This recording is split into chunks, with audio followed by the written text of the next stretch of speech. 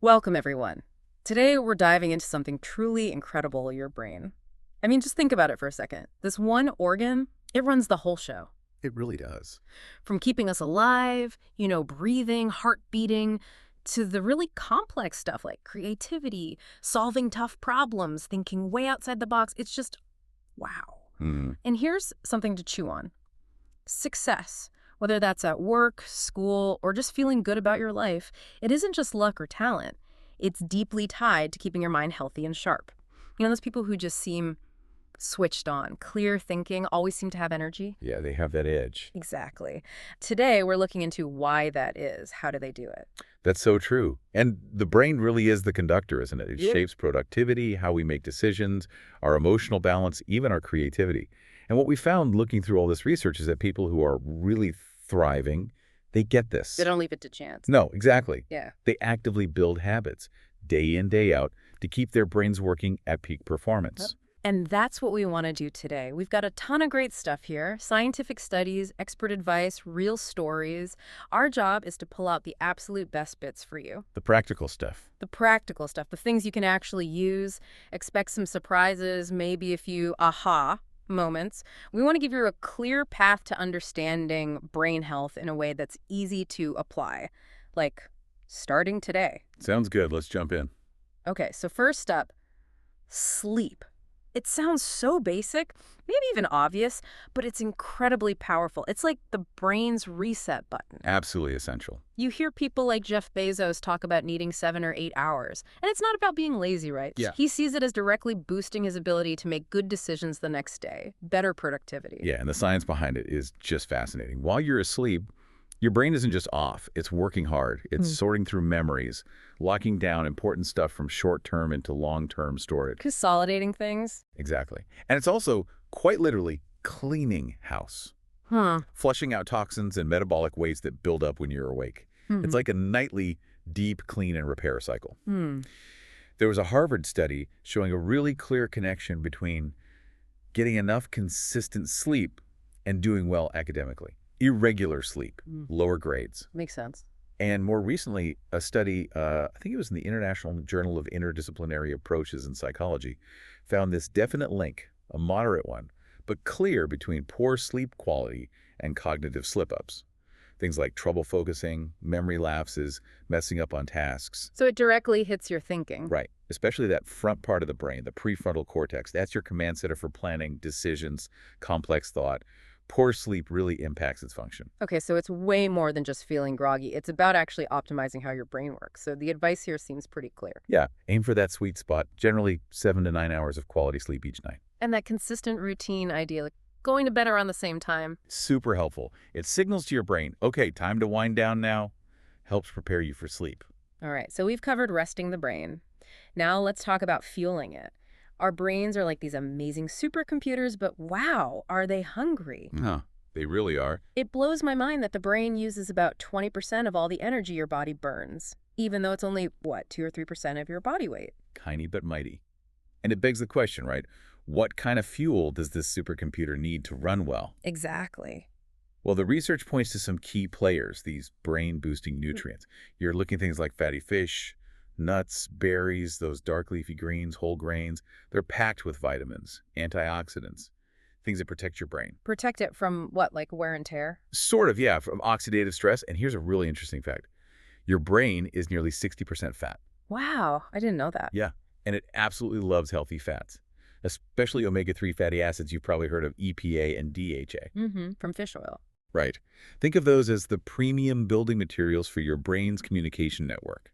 They help build brain cells and make sure the signals between them travel fast and smooth. No traffic jams. Which means better focus, faster thinking. Exactly. Better processing speed. The target to aim for is maybe 1.5 to 3 grams of EPA per day.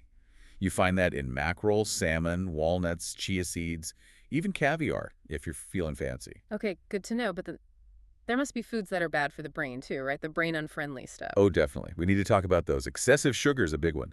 It leads to these things called advanced glycation end products, AGGs for short. AGs. Sounds ominous. They kind of are. There's sticky proteins that can literally damage brain cells and kind of clog up your neural pathways. Yikes. What else? Those really low-quality inflammatory fats.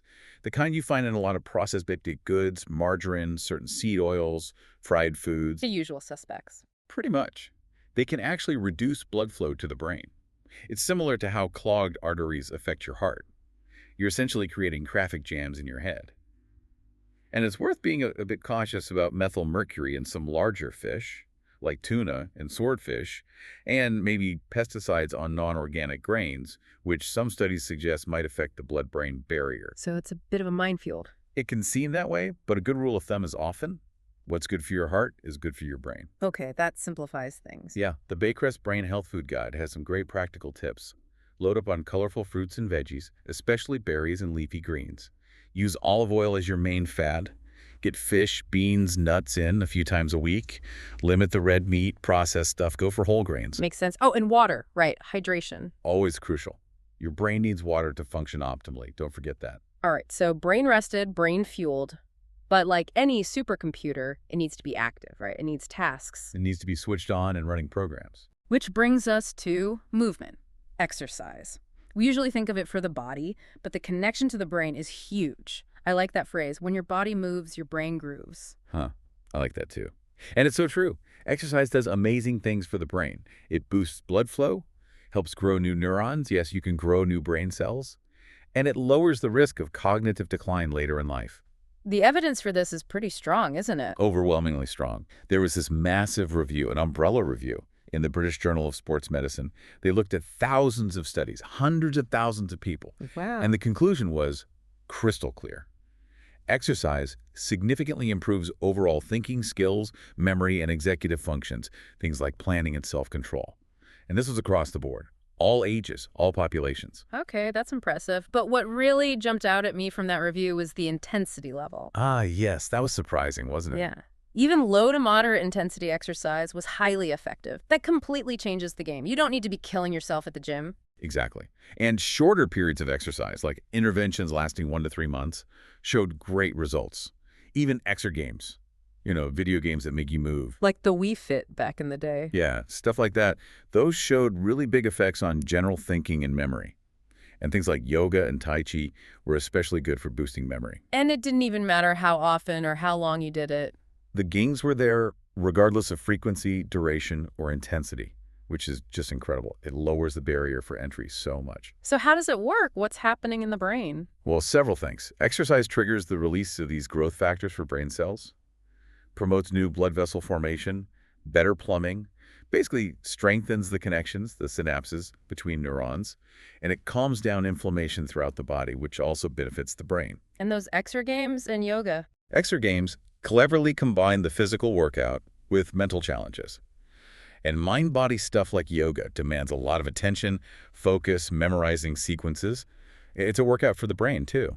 It just reinforces that old saying. Well, new saying, sitting is the new smoking. Right. Got to break up that sitting time. Absolutely. For your brain's sake, too. So the message here is really encouraging. You don't need to become a marathon runner overnight. Even just a brisk 30-minute walk most days can make a real difference to your mental clarity. Totally. Maybe just integrate little brain breaks, get up, move around for a few minutes every hour. It all adds up. Okay, so moving the body moves the brain. What about directly exercising the mind? Continuous learning. Yes, a mental workout. It seems like a common thread among really successful people. They're always learning. Like Warren Buffett spending, 80% of his day just reading? Yeah, he's famous for that. He's constantly feeding his brain information. And this ties directly into something called neuroplasticity. Ah, the brain's ability to change itself. Yeah. Exactly. Yep. Dr. Laura Boyd gave this fantastic TEDx talk explaining it. She says every single time you learn something new, a fact, a skill, anything, you are physically changing your brain. Physically changing it? How? Well, it happens in a few ways. Chemically, which is fast, for short-term memory. Structurally, this is the cool part where the actual connections between your neurons change. That's for long-term memory. Like strengthening pathways? Precisely. She gives examples like Braille readers developing larger sensory areas for their reading fingers in the brain, or London taxi drivers having bigger brain regions for spatial memory after memorizing all those streets. Wow. And functionally, too. Certain brain areas can become more excitable, easier to activate. And the most important part, this isn't just for kids. It happens throughout your entire life. Your brain is always adaptable. That is just incredible. The idea that we're constantly remodeling our own brains, and reading plays a big role here, right? Jim Quick talks about that. He does. He calls reading a powerful brain exercise. It helps increase white matter, the communication cabling, builds new connections, improves empathy, focus, attention span. Lots of benefits. Huge benefits. He particularly suggests nonfiction for sharpening analytical skills, problem solving. And get this, your brain apparently processes reading almost like real experience. It activates the same areas as if you were actually doing the thing you're reading about. That's wild. So reading about adventure activates adventure centers. Kind of, yeah. That's pretty cool. But if our brains are so changeable, why is learning sometimes hard? That's the million-dollar question. Yeah. Dr. Boyd makes a really powerful point here.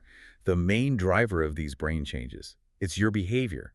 There isn't a magic pill for neuroplasticity. You have to do the work. You literally have to do the work. And here's something counterintuitive. She says that struggling, facing difficulty when you're practicing something, that actually leads to more learning and bigger structural changes in the brain. So pushing yourself is good. It seems so. Yeah. It also means there's no single best way to learn.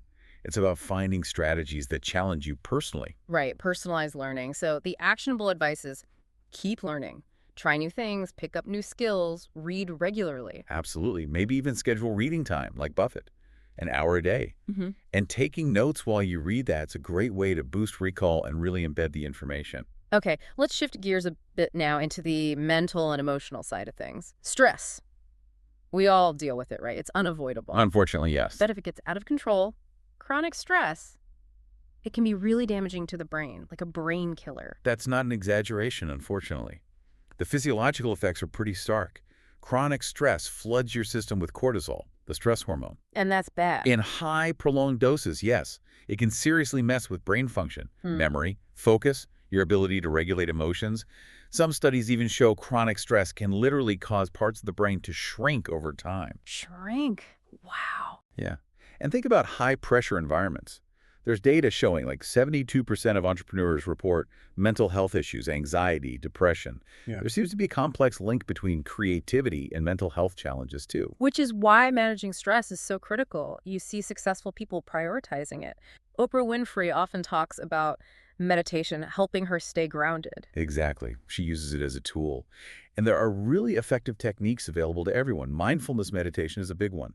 Yoga, deep breathing exercises, even just taking regular short breaks, brain breaks during the day. How does something like mindfulness help? Mindfulness helps you cultivate what they call a beginner's mind. It helps you step back from those automatic knee-jerk stress reactions. On a brain level, it can actually shift your brain waves from the busy, active beta waves towards calmer, healing alpha waves.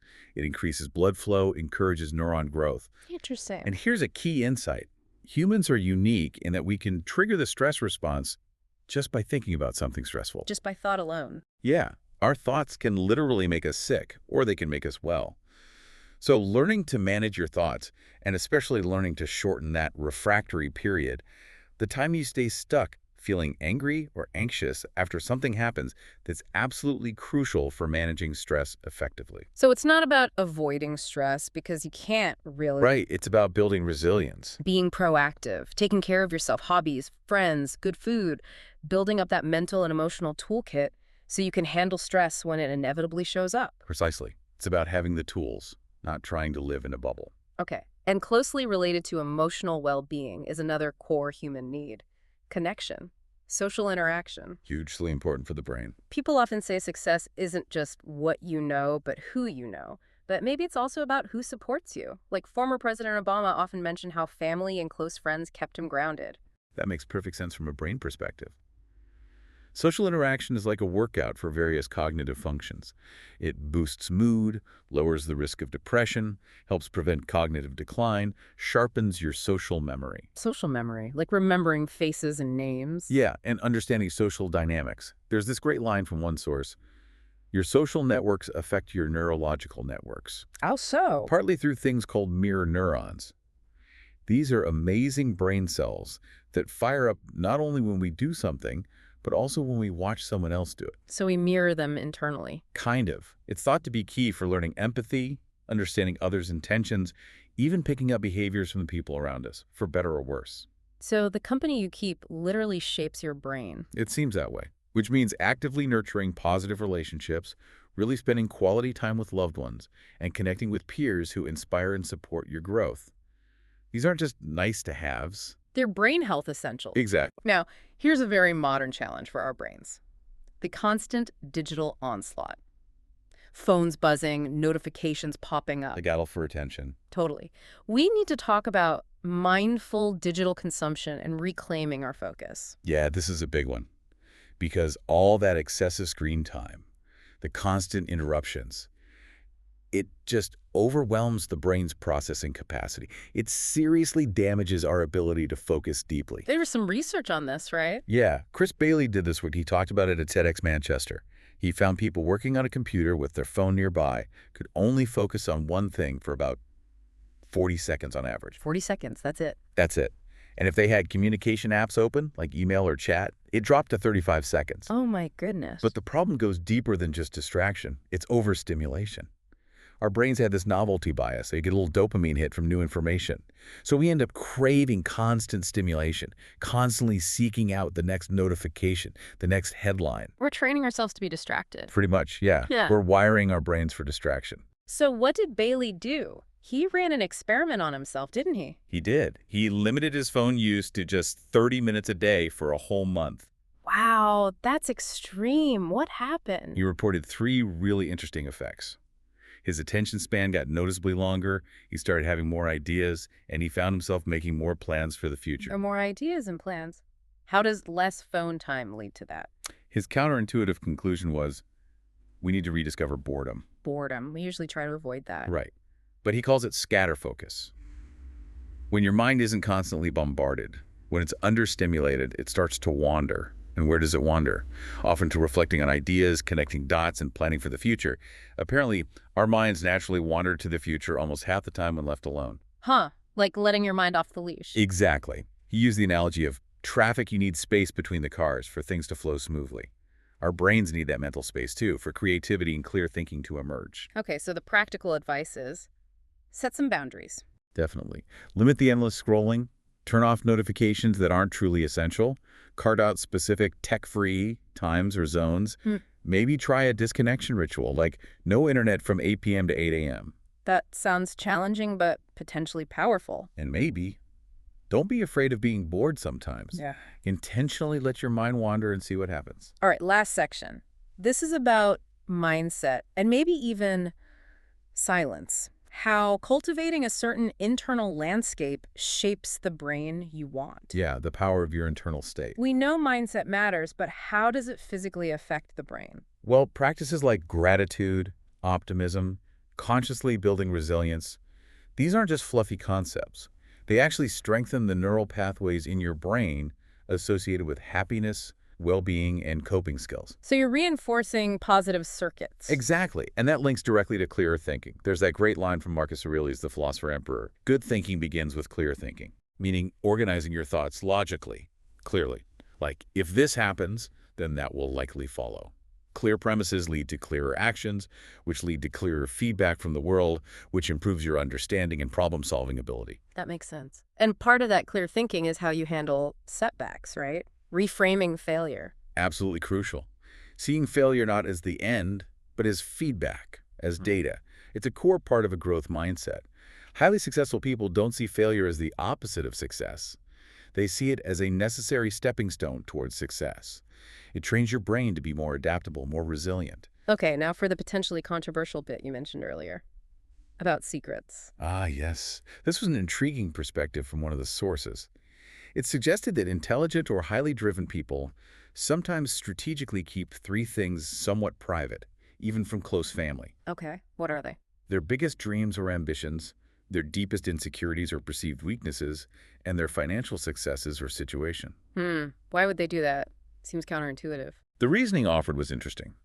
First, well-meaning loved ones can sometimes, unconsciously, hold you back through identity freezing.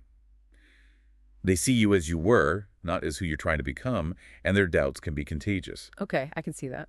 Second, talking too much about big goals before you achieve them can apparently give you a premature dopamine hit, like you've already succeeded, which can actually reduce your motivation to do the hard work. Oh, interesting. Kills the hunger.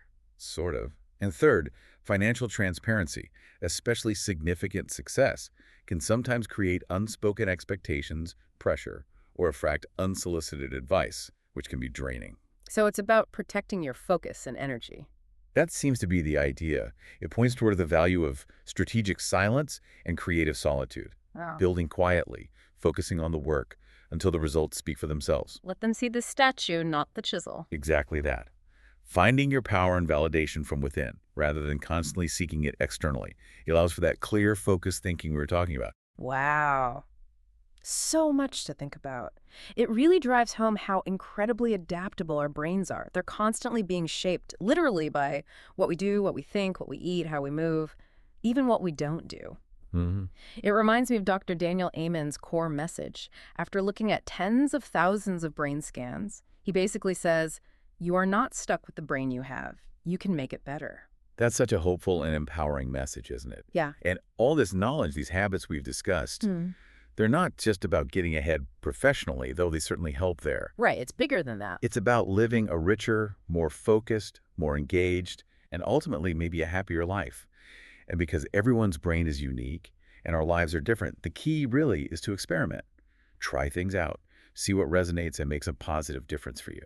Find your personalized brain-building toolkit. So, as we wrap up, thinking about everything we've covered today, sleep, nutrition, movement, learning, managing stress, connection, focus, mindset. Here's the question for you listening.